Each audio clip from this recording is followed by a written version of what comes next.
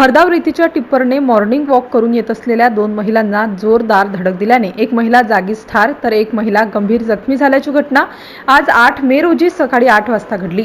या प्रकरणी तक्रारीवरून रेतीच्या टिप्पर चालकाविरुद्ध नांदुरा पोलीस स्टेशनला गुन्हा दाखल करून टिप्पर चालकास अटक केली आहे।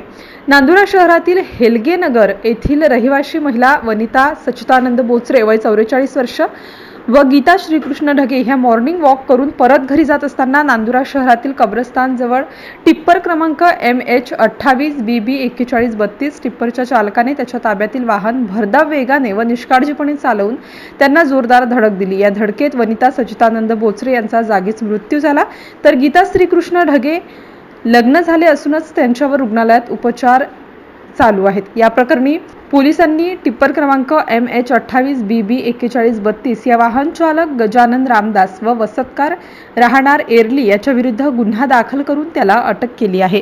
MCN न्यूज मराठी करिता विठ्ठल भातुरकर, नांदुरा।